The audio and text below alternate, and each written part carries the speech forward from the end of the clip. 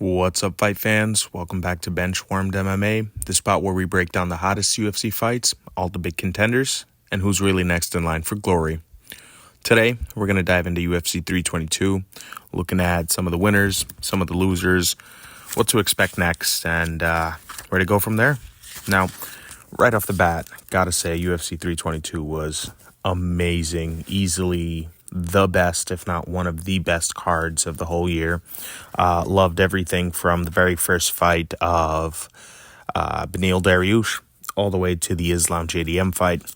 Amazing fights through and through, some amazing KOs that I did not expect. Hope you guys made some good money in your parlays, enjoyed it. Now, let's dive right in. What's next? We'll save the best for last. We'll dive right into Beneil and BSD. There's a lot to cover here, so we're just going to mostly go on through what's next and what to expect. Now, Beneil, I think he should stay with someone in the rankings. He's not a bad fighter at all. He's shown that he has a few wins, but the problem is he's had one win in 4 fights. Now, BSD, on the other hand, is on a 3-fight win streak, and I think the best match for him next would possibly be Oliveira. Great card to either have a main card on a fight night or a great card to even be on one of the next UFCs. Now, with that being said, Oliveira is coming off of a big win over Gamrot, and I think that lined up with BSD's 3-fight win streak would be a nice way to have someone move up, someone move down, just kind of see how that whole weight class is coming out. Now, from there, the next fight, gotta say, had a lot of fun watching this. Carlos Perates versus Leon Edwards. Now, did not expect Leon to get knocked out, to say the least. Leon gets a fight within the rankings, is what I think. I think a great opponent for him would be someone like Joaquin Buckley or even Bonfim, who's coming off great wins on a 4-fight win streak as well. Now, Carlos does tie into all of this in a bigger picture, which I will touch on in just a moment. Let's kind of go on to the next fight there. Michael Morales versus Sean Brady. Now, very, very unexpected. Did not expect. Michael Morales is a heavy puncher, great fighter, great stand-up fighter, striker, amazing striker. Now, the problem is that I expected Sean Brady to maybe somewhere in the beginning or maybe round 2, get him down, spend some time grappling, maybe tire him out. But wow, I did not expect Michael Morales to pull off a win the way he did over Sean Brady. Props to you. Amazing fight. Now, the reason I said Carlos, I think, ties into this in the bigger picture is I think Michael Morales might be a great match for Carlos next. Now, if not him, now stay with me. If Michael Morales does not fight Carlos, either Carlos or Michael Morales should get a fight with Kamaru. I'll touch on that in a bit. Next fight, Valentina versus Zhang Weili.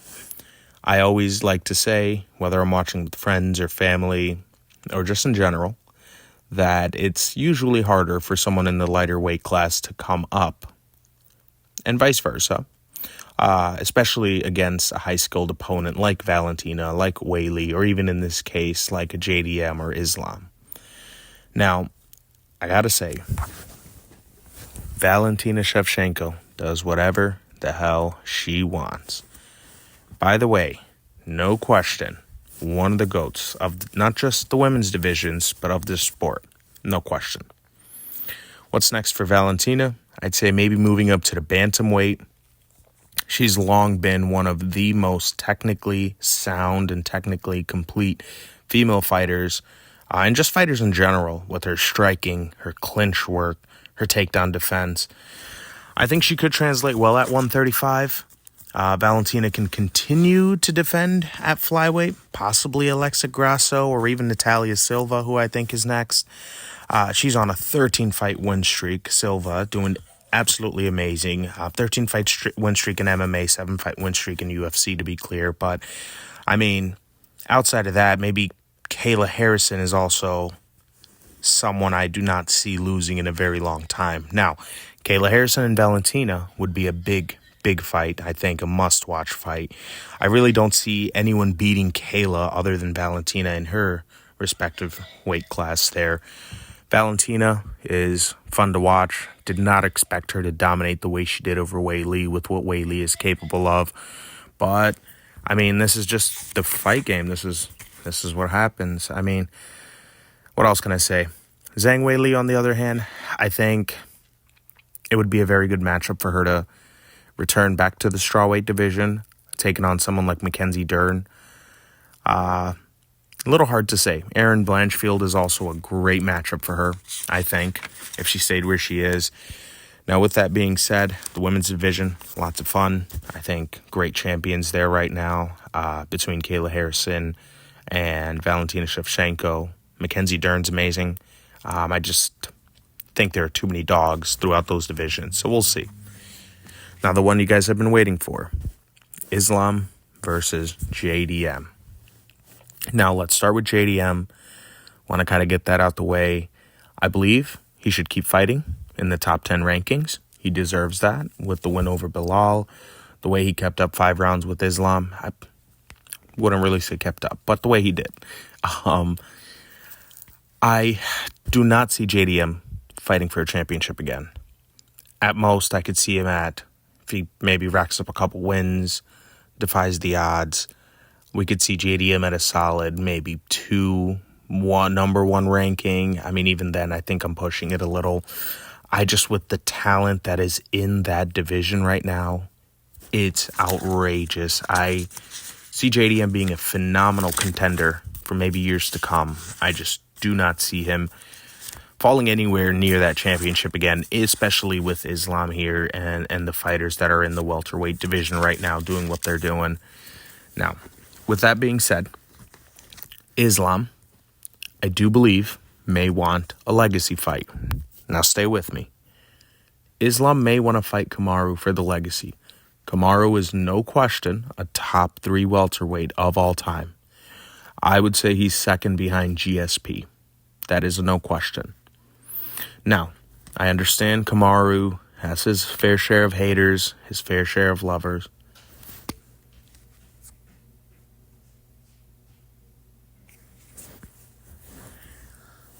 But I do not think Kamaru Usman deserves a title shot. Yes, he's coming off of a win with Joaquin Buckley. I just would like to see more from Kamaru Usman, who I think should be fighting. As much as I would love to say I want to see Shavkat Rakhmonov fight Islam, I do believe he's been inactive for too long, and I truly think the winner of Belal Muhammad and Ian Machado Gary, should fight Shavkat Rakhmonov. The winner of Shavkat the winner of Belal and Ian Gary versus Shavkat, the winner of that fight, I do believe should be Islam Makhachev's first title defense. Now, do I think Kamaru Usman would be a great fight? No. With Kamaru's injuries, knee problems, with what we've had, I think he had a phenomenal fight with Joaquin Buckley. Fun to watch. Surprised to see he's still got it. The gas tank's still there. His wrestling skills are still top tier. I just do not see him really going the distance with Islam. Not just in striking. Kamaru's a great striker. I just see Islam going for that takedown, taking his time and mauling him like he does. Now, to tie all of this together, Islam has a few options. We can go Kamaru for a legacy fight. I easily see Islam doing that. We can jump right to Shavkat. Personally think the winner of Belal and Ian should fight Shavkat. We can also do Ilia Topuria. I know that's what you all want to hear. That's what you all want to see.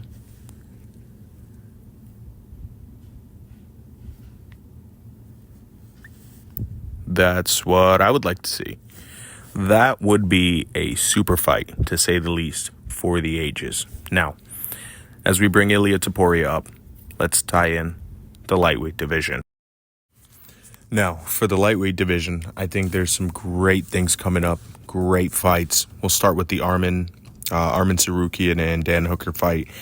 I believe that the winner of the Arman Tsarukyan and Dan Hooker fight should fight Paddy Pimblett next. Paddy coming off of a great win off of Michael Chandler. Arman Tsarukyan, as much as I would love for him to directly go to Ilya, I think he has been inactive for a little bit too long. And I think starting through Hooker and then getting into the title eliminator fight with Paddy, if Arman is the winner, in my guess, would be a great start. Now, if Ilya does fight Justin Gaethje, I believe at that point the winner should fight, of course, the winner of whoever wins between Arman and Dan Hooker and Paddy Pimblett.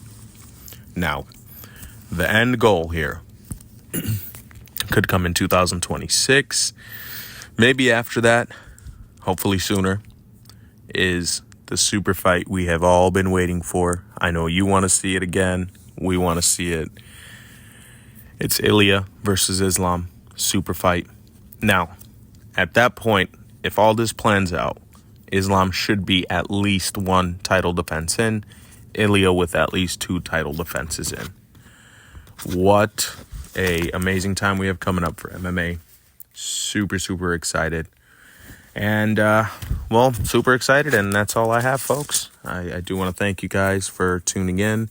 UFC 322 gave you some huge winners, a few shocking losses, and plenty of fights to watch out for next year. What do you think, and who do you think deserves the next title shot?